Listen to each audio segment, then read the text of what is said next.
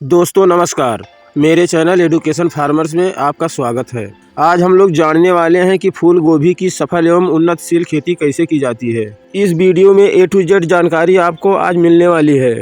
गोभी की कुछ प्रजातियां हैं 90 दिन में तैयार हो जाती हैं, कुछ प्रजातियां हैं 120 दिन में तैयार होती हैं और कुछ प्रजातियां 130 दिन में हार्वेस्टिंग के लिए तैयार हो जाती हैं।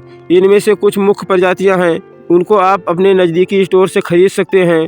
नर्सरी तैयार करने के लिए सबसे पहले हमें खेत की तैयारी करनी पड़ती है। खेत की तैयारी करने के लिए हमें सबसे अच्छी और उत्तम मिट्टी की ज़रूरत होती है, जिसमें उर्वरा शक्ति बराबर मात्रा में हो और हम जो बीज का पौधा उस पर लगाएं उसका बराबर विकास हो सके। जिसके लिए हमें कुछ गोबर की खाद डालकर और कुछ उसमें कंपोस्ट खाद डालकर 3-4 जुताई करने के बाद खेत को भुरभुरा बना लेना चाहिए। खेत को भुरभुरा बनाने के बाद लंबाई 5 फीट, चौड़ाई 3 फीट के हिसाब से क्यारियाँ बना लेना चाहिए।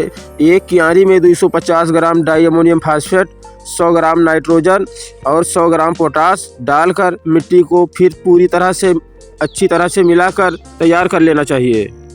प्रति क्यारी के हिसाब से अगर हाइब्रिड बीज की मात्रा है तो 10 ग्राम, अगर देसी किस्मों की बीज की मात्रा है, देसी किस्मों के लिए 20 ग्राम बीज की मात्रा पर्याप्त होती है। नर्सरी के लिए बीज की बुआई करने से पहले कार्बेंटाजिम या मैंकोजेब से हमें बीज को उपचारित कर लेना चाहिए। खेत की क्यारियाँ बनाने के बाद में हमें बीज को पूरी क्यारी में बराबर मात्रा में बिखेर देना चाहिए। बिखेरने के बाद खुरपी से धीरे धीरे 2 अंगुल यानी 2 इंच मोटी मिट्टी में मिला देना चाहिए। मिलाने के बाद ऊपर से 2-3 दिन के लिए कोई पॉलीथीन की पन्नी या सूती का बोरा ढक देना चाहिए। ऐसा करने से बीज का अंकुरण बराबर हो जाता है। 5-6 दिन के अंदर अंदर हमारे बीज का अंकुरण हो जाता है और हमारे पौधे ज़मीन से बाहर निकल आते हैं।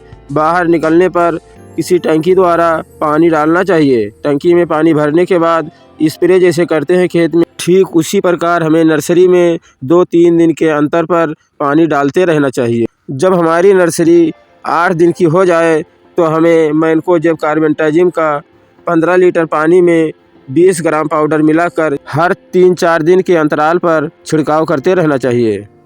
अगर खेत में किसी प्रकार के कीड़े दिखाई देते हैं तो उसके लिए हमें कीटनाशक का प्रयोग करना चाहिए। लेकिन अगर नर्सरी हमारी छोटी है, कम अवधि की है, तो उसमें हमें कीटनाशक दवाइयों का कम से कम प्रयोग करना है, नहीं तो हमारी नर्सरी क्षतिग्रस्त हो जाएगी। जब हमारा नर्सरी का पौधा 25 से 30 दिन की अवधि का हो जाता है तो समझ लीजिए कि वह खेत में ट्रांसप्लांट के लिए तैयार हो गया है। समय रहते हमें अपने खेत में पौधों को ट्रांसप्लांट कर देना चाहिए, नहीं तो हमारे पौधे जब बड़े हो जाएंगे तो उसमें नुकसान बैठेगा। हम जो पेड़ अपने खेत में ट्रांसप्लांट करेंगे उसका विकास सुचारू रूप से नहीं हो पाएगा। इसलिए हमें अपने पौधों को सही टाइम पर ट्रांसप्लांट कर देना चाहिए। पौधों को ट्रांसप्लांट करने के लिए सबसे पहले हमें अपने खेत की तैयारी करनी पड़ती है।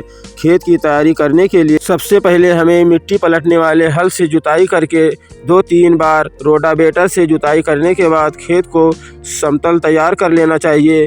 इसके बाद में 120 kilogram phosphorus, 60 kilogram nitrogen, 60 kilogram potash प्रति हेक्टेयर की दर से खेत में डालकर 4-5 ट्राली गोबर की खाद डालकर पूरी तरह से खेत को अच्छी तरह मिला देना चाहिए। खेत की तैयारी हो जाने के बाद में ट्रांसप्लांट के लिए हम लाइन से लाइन की दूरी 3 फीट, पेड़ से पेड़ की फीट पर ट्रांसप्लांट करना चाहिए। जिस समय हम खेत में अपने पौधों का ट्रांसप्लांट करते हैं उस समय हमें खेत में सिंचाई बहुत हल्की करनी चाहिए। सिंचाई हल्की करने से हमारे पौधों में सड़न नहीं होती। जब हमारे पौधे 10 से 12 दिन के हो जाएं, तब हमें उसमें 30 किलोग्राम नाइट्रोजन डालकर पूरे खेत में पानी भर देना चाहिए। पानी भरने के 24 घंटे के बाद डाइथेनियम 45 का 15 लीटर पानी में 50 ग्राम पाउडर मिलाकर छिड़काव करना चाहिए। टाइम टाइम पर अपने खेत की देख रेख करना चाहिए। अगर हमारी फसल में कोई कीड़े लग रहे हैं, कोई रोग लग रहे हैं, तो उसके बाद सही टाइम पर अपने खेत में दवा का प्रयोग करना चाहिए। हमारे खेत में सिंचाई, पहली सिंचाई 7 से 8 दिन के अंतर पर, दूसरी सिंचाई 15 से 20 दिन के अंतर पर, तीसरी सिंचाई 40 से 45 दिन के अंतर पर, चौथी सिंचाई फूल आने की अवस्था में करना चाहिए। हमारी फूल गोभी की फसल में जब फूल आना शुरू हो जाए तो हमें नीचे का बड़ा वाला जो पत्ता होता है उसको तोड़कर फूल पे ढक देना चाहिए।